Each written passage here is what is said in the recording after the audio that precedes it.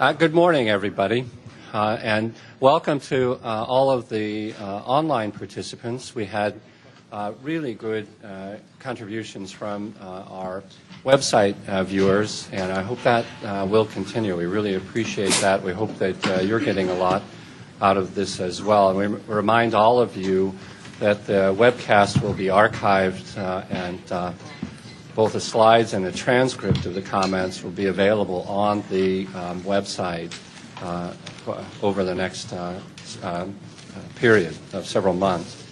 And remind you that our goal here is to get your ideas on the table, to use those to develop a draft text, and we're going to be alerting you to when that text is available so we can get public comments on the text. And your job is to make sure that your ideas are heard and that we're getting them incorporated into our plan. So I'm looking forward to another fascinating set of discussions. We had some really good sessions, very good ideas yesterday. All right. As you've seen, we've made a few adjustments to the schedule, so we're going to start with Tom's presentation. So a brief introduction. Tom has recently been serving as a lead for the Obama administration transition team for the Office of Science and Technology Policy, and he joins us today in that capacity. Tom joined the transition team from his position as special assistant to the Chancellor for Science and Technology at UC Berkeley, where he worked to develop major new multidisciplinary research and education initiatives at the intersection of information technology, nanotechnology, microsystems, and biology. Prior to that, Tom served as the Deputy Assistant to President Clinton for Technology and Economic Policy and the Deputy Director at the White House National Economic Council. He led a number of White House technology initiatives in that time frame, such as the National Nanotechnology Initiative, the Next Generation Internet, bridging the digital divide, e-learning, and increasing funding for long-term information technology research. And he was also appointed by President Clinton to serve on the G8 Digital Opportunity Task Force. Tom, as you know, is the author of articles and op-eds on science and technology policy, nanotechnology, U.S.-Japan trade negotiations, national information infrastructure, a wide variety of important things. Most of you know Tom quite well, and I'm very pleased to welcome him today. Tom?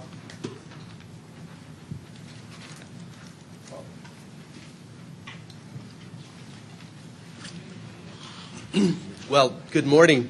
I wanted to say that, first of all, with the minor exception of the weather, the dress code, the hours, the food, and being 3,000 miles away from my family, it's just terrific to be back in our nation's capital. I started working for the Obama administration on January 21st, and I must say that it is really exciting to be working on science, technology, and innovation issues for this administration. And I think that's true for a couple reasons. One is that the President clearly understands the importance of these issues. As you know, the Internet played a not unimportant role in terms of getting him elected, and he saw the power of the Internet for being able to engage the American people, not only in fundraising, but in canvassing and meetups and getting people organized to contact their friends and family. His BlackBerry will only be pried away from his cold, dead fingers. And he clearly understands the importance of information and communications technologies, not only as an important driver for economic growth and job creation, but to help address virtually every important national challenge that we face. And it's also clear that these issues are a priority for him because of his commitment, as he said in the inaugural address, to move science back to the center, and the work that he did to ensure that the economic recovery package not only made investments in things like shovel-ready transportation and infrastructure projects, but important increases in research and development that will establish the foundation for long-term economic growth and job creation. So what I thought I would do is to talk a little bit about the commitments that the President made during the campaign, that offices in the White House are working with the cabinet agencies to implement, and then to talk about what are some of the near-term opportunities in terms of moving this agenda forward. So during the campaign, the President made a number of commitments related to science, technology, and innovation. He talked about the importance of restoring integrity to science policy. He made a commitment to provide sustained increases not only in biomedical research but in the physical sciences and engineering. Made a commitment to support a strong program of basic and applied information technology research. And then said that that increase would, in particular, should be used to support early investigators, high-risk, high-return research, and also, where appropriate, additional support for multidisciplinary research.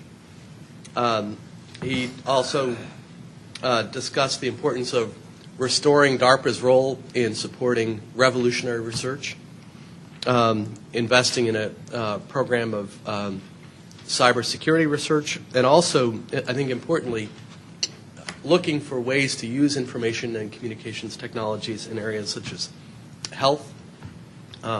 So applications such as electronic medical records, which, if properly implemented, have the potential to reduce medical errors and administrative costs. Public safety through interoperable wireless networks. Open government, that is, not only using IT to make government more open and transparent and efficient, but really to create a two-way dialogue between the American people and their government. And also the smart grid as an important enabler for making this transition to a low-carbon economy. So we have one or two things to get done as a result of this. And I wanted to talk to you about what some of the near-term opportunities are to help move this agenda forward. One of the most important, I think, is the items that are in the recovery package. So you have significant increases for the National Science Foundation, $3 billion to support both research and research infrastructure. You have major increases, $2 billion in the Department of Energy's Office of Science, and also an additional $2 billion for research, development, and deployment of energy efficient and renewable energies. And again, information and communications technologies can play an important role there. If you want to have a net zero energy building, IT is going to play an important role in things like sensor networks, for example. The Commerce Department and U.S. Department of Agriculture will be making a major investment in broadband, including the connection of strategic institutions. And we started to have conversations with them about, given the important role that institutions of higher education have played in serving as the incubators for the next generation of Internet applications, what role they might play in this.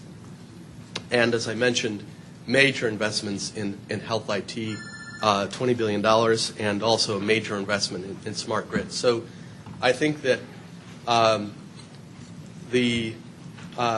what he's indicated is that he's not just focused on the immediate crisis, but how do we harness the fact that we need to respond to the economic challenges that we face to make a down payment on some of these longer-term investment items.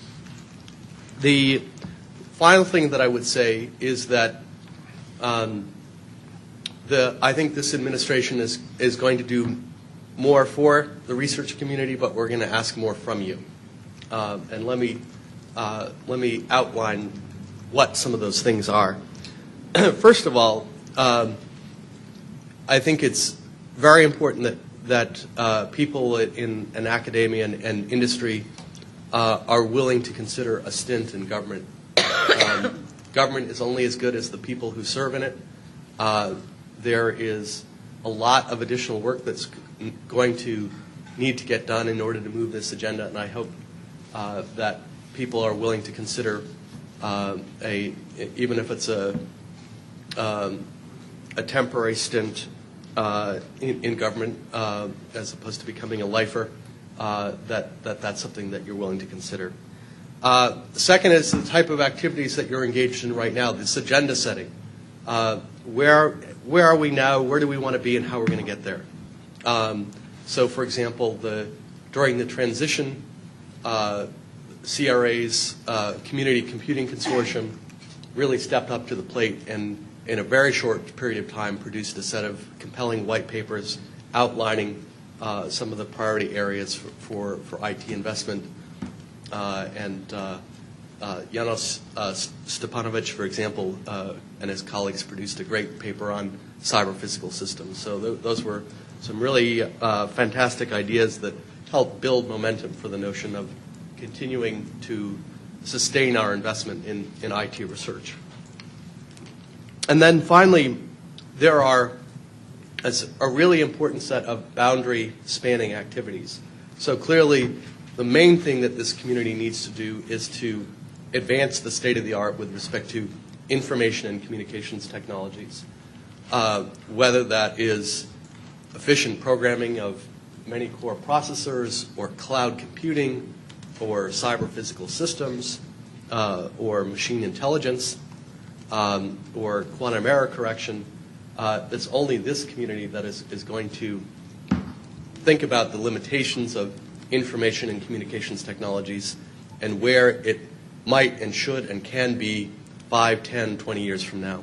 So that is clearly job number one. But then there are a set of at least four boundary-spanning activities that I think are important. One is clearly the connection between IT and science and engineering and the role that information and communications technologies, not only high-performance computing, but ultra-fast networks, huge data repositories, network scientific instruments, new tools for modeling and simulation, collaboration, information visualization, all the activities that have the potential of leveling the playing field, allowing more people to have access to 21st century research tools and the ability to accelerate the pace of discovery in all science and engineering disciplines. So that is clearly one set of activities that's important.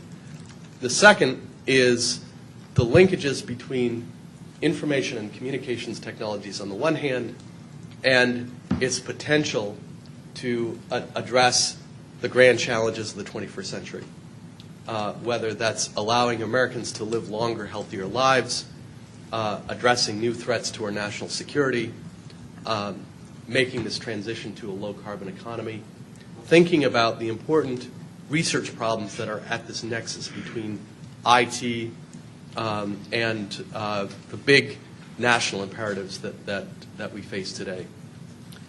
The third is the link between IT and policy. So all of these issues all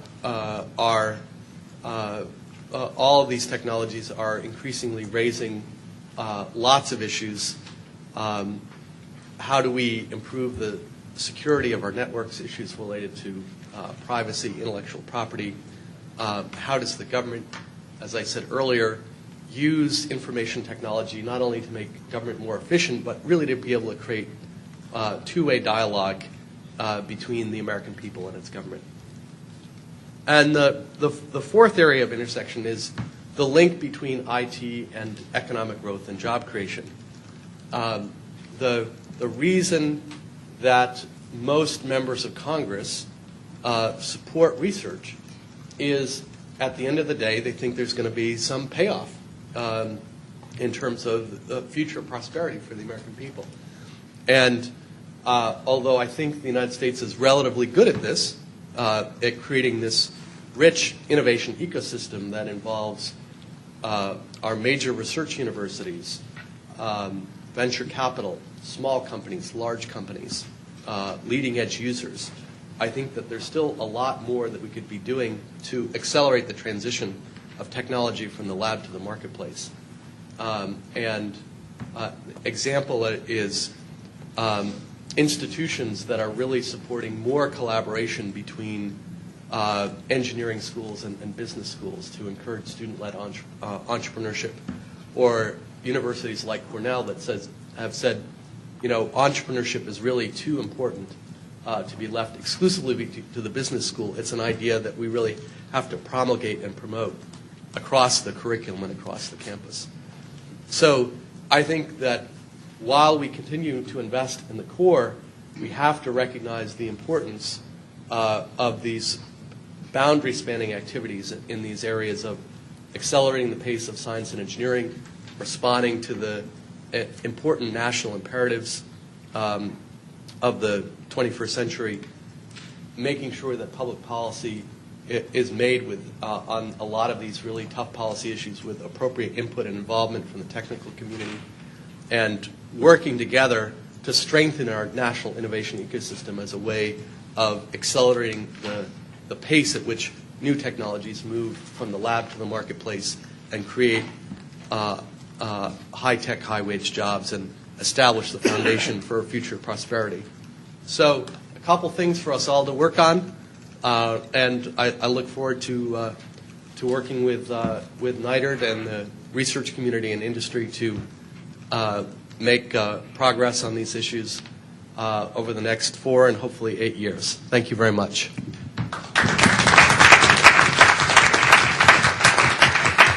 And I'd be happy to take any questions that you have, or even better, suggestions for things that the White House ought to be considering. Early in the administration is when some of the initial agenda-setting activities happen. So if you have a good idea for something you think we ought to be doing, please let me know. So one of the things that might be considered, although it has some difficult political overtones, is reforming the patent system, particularly patents on software and algorithms. They hinder collaboration between universities and industry. They hurt researchers because we run into them. And the whole submarine patent business on software is a tremendous friction and cost to the American economy. Patents clearly have value in protecting intellectual property, but as they're currently exercised and defined, they're a problem. Okay. One of the things I would say is that some universities, particularly in the IT area, are moving towards a policy of non-exclusive royalty-free licensing. And I think that the university strategy should be to maximize the impact of the research as opposed to the licensing revenue. Outside of the bio and pharma area, where there have been some patents that have generated significant financial revenue for campuses, in the IT area, that's certainly not the case. And many campuses are moving towards this approach. So I think that while we're waiting for patent reform, which is a difficult and contentious issue because of the wide range of views within the industry and the different role that IP plays in, say, the IT sector as compared with biotech and pharma, I think there are things that universities can do that would make a big difference in this area. Tom, the Obama administration is clearly pursuing a number of things that I could broadly characterize as... You should use the mic. Yeah, the administration is clearly considering a number of initiatives that I would clearly describe as infrastructural.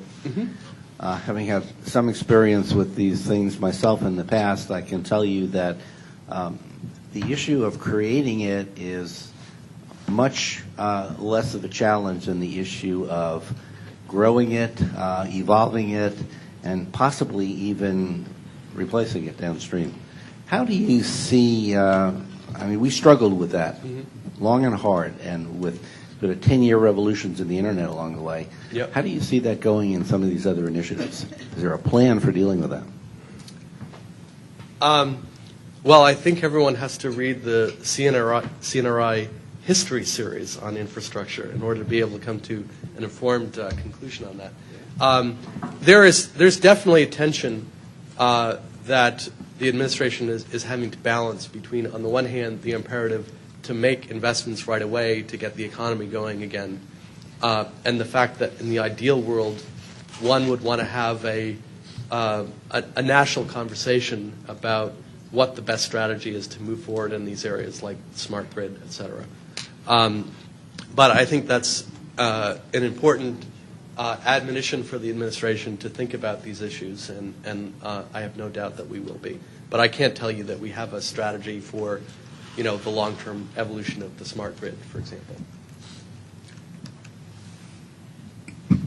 I think that the administration has an opportunity to encourage more public-private partnerships, particularly as it pertains to the national laboratory system enabling the private sector and the industrial base to advance some of the things they need to do computationally going forward. Yep.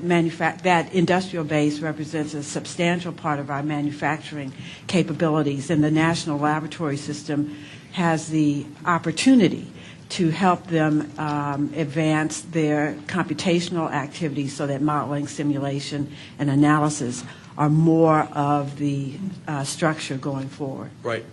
I think the administration is really open to public-private partnerships. The only thing that I would say is that it's important to, up front, to define the roles and responsibilities for these partnerships so that you understand what is each party putting into this and what are they getting out of it. Because otherwise, I think it's a vacuous term. But I think that's an interesting area worth exploring. Fran. We need a national data framework. I know. I'm going to surprise you and actually not talk about that one. Okay. But that's my first choice, you know that. One of the things we were talking about yesterday, and this is a perhaps easy thing, is in some sense there is tremendous impact and influence in what the president says and what the what the administration talks about. Merely talking about science, not the fact that we're going to invest in science. I mean, that certainly is something we ought to be talking about. But science itself, and making it interesting and making it part of the national conversation, I think is tremendously important. Bryant had a terrific idea about the president spending a little bit of time actually talking about a science problem and say some of his radio addresses or something like that. When that kind of view, when science becomes part of the mainstream conversation, I think that will have tremendous impact on people's interest in science, on the whole landscape for it. And I thought that was one of the really wonderful ideas that came out of the discussion yesterday. I wanted to share with you. Thank you. No, I think that's one of the things that the Clinton administration started to do towards the end of the administration associated with the celebration of the millennium was to have a series of lectures by public intellectuals, and that included scientists and engineers. And it was not just about the celebration of arts, culture, and the humanities. And we definitely look for opportunities to bring in scientists and engineers. But it's a very important point that one of the scarce commodities in the 21st century is attention. People are being bombarded with so many messages, and as you point out, one of the powers of the presidency is the ability to call attention to particular issues, and I think that's an excellent point. I'm going to have time for 2 more questions. Philia Macedon, University of Texas at Arlington. I wanted to ask you if there are any if there is any specific interest in making closer industry-university ties in terms of producing innovation and improved instruments, which has impact in also U.S. competitiveness. Because right now, as a computer scientist, we basically develop prototypes But then when it comes, for example, in healthcare, assistive devices, smart assistive devices. When it comes to actually working with industry, it would be nice to have funding that makes it, has incentives in it for the industry to come to us, in spite of what Professor Spafford said, the patent and the intellectual property issues. And this is something that's very hard right now, to connect, in other words, the scientific world of computer science with the engineering world of the industry. No, that's a good point. I think the administration is really open to different ways of doing that. There are a couple of different models. NSF has programs like the Partnership for Innovation that seeks to encourage collaboration. You have programs like the Engineering Research Centers and IUCRCs. And in some instances, the industry gets together, identifies a long-run technology roadmap, such as Celia with the SRC, the Nanoelectronics Research Initiative, the Focus Center Research Program, in which there's cost-sharing between government and industry of long-term research that's beyond the time horizon of any one individual firm. Many universities are putting a lot of investment in this area as well. MIT, for example, has the Deshpande Center, which is really providing support for entrepreneurial faculty and students, helping them with small grants that improve mature the technology so that private investors are more likely to be interested in spinning it off. So I think there's a lot of activities in this area, but I think there's always room for more. Janos, and then I'm going to have to leave. It's basically very much related to what the previous question was. During the last 10 years, really Can't hear you. You have to repeat it. Start again. Just pull it out. Perhaps it's better now? Yep. Yes, during the last decade, the separation between the industry and the university research increased. And now when the government funding is so important, both for industry and the universities, to find new forms of industry-university collaboration in areas such as cyber-physical systems is extremely important. And flexibility in the governance, leadership, awarding mechanisms in 6162 and above funding will be a very important issue, I believe, to work out the new forms and find mechanisms that help that process along. Well, I think if the community thinks that this is an important issue, then I hope that this agenda will include some specific recommendations for moving that forward, other than to say government, industry, university collaboration is important. I think we know that, and I think that what would advance the state of the discussion are some specific proposals to move that forward. Thank you all very much, and enjoy the rest of the day, and thank you for taking time out of your busy schedule to help shape the national research agenda in this important area.